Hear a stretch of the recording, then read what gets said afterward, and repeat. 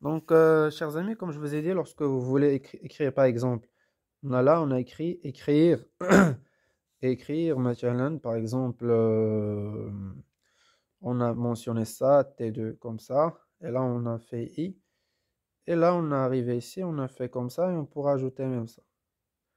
Donc, ce que je vous ai dit là, ça, c'est équivalent à printf lorsque vous dites qu'il s'agit de quoi? De T2%D, et là un espace égal, virgule, et vous ajoutez ici là l'indice I. D'accord? C'est équivalent à ça. Donc, comme je vous ai dit, ce que vous écrivez entre les deux accolades, à part l'indice de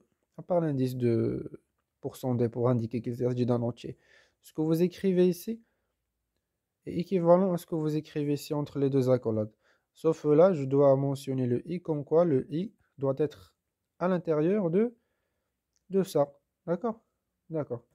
Donc, on va continuer notre traitement qu'on faisait. Donc, écrire ça. On pourra ajouter un égal ici. Après, lire. Lire, qu'est-ce qu'il doit nous écrire dans lire? Donc, lire, tout d'abord, on doit faire appel à notre pointeur. Donc, déjà, on n'a pas déclaré notre pointeur. On pourra le déclarer ici, entier. Donc, entier, je vais le noter par exemple, entier. Voilà. Donc là, j'ai déclaré l'entier P. Donc là, je peux initialiser mon entier pointeur, de initialiser le pointage selon la première case de notre tableau.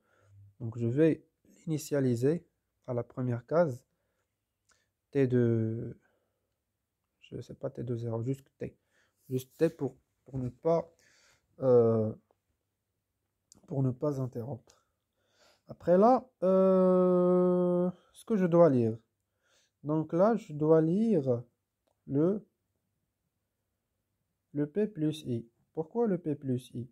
Donc on a déjà expliqué ça.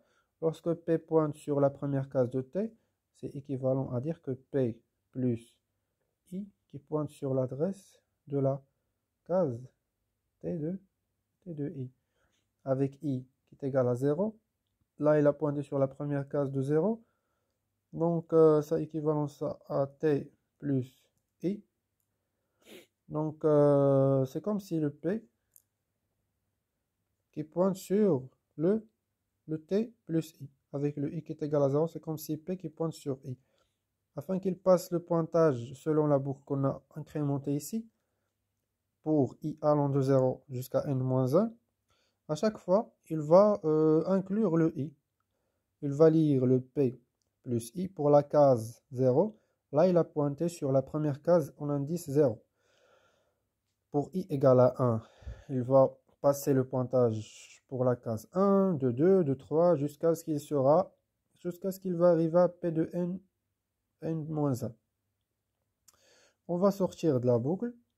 Et là, on a terminé le remplissage. Pour affichage, on pourra écrire un petit commentaire affichage. Donc affichage, comme ça. On pourra faire du coup deux affichages. Donc écrire, on va mentionner, on pourra faire l'affichage des valeurs, par exemple, les valeurs de contenu. Donc on pourra afficher le contenu. On va utiliser, c'est pas ça, cet algorithme, c'est pour I allant de 0 à n-1, un pas de 1. Je vais écrire quoi? Donc je dois juste faire écrire et faire appel à P plus I. Donc on doit faire juste appel à l'étoile P plus I. Parce que là, sans P plus I, ça va nous indiquer l'adresse dans laquelle on a fait pointer la case pour I selon l'indice d'emplacement I.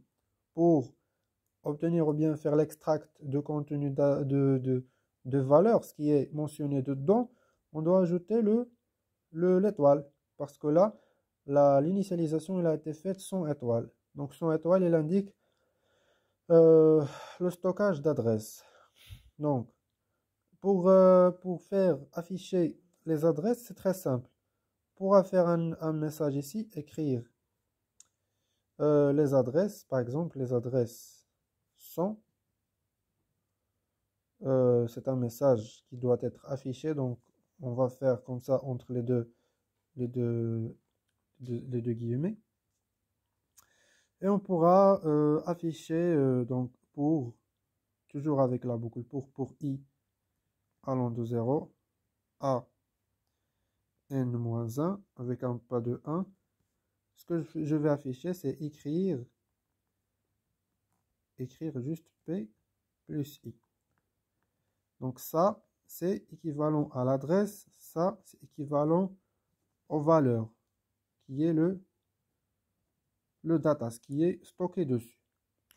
Donc ça a été l'algorithme, comment faire parcourir un tableau avec un indice i. Je vais vous montrer la deuxième version dans la prochaine vidéo, comment faire parcourir un tableau sans utilisation d'adresse i, ou bien de variable i, pardon.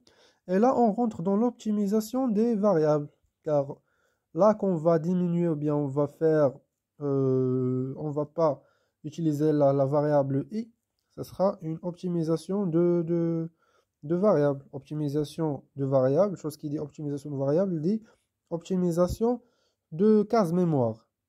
On se revoit dans la prochaine vidéo. À bientôt. Ciao, ciao.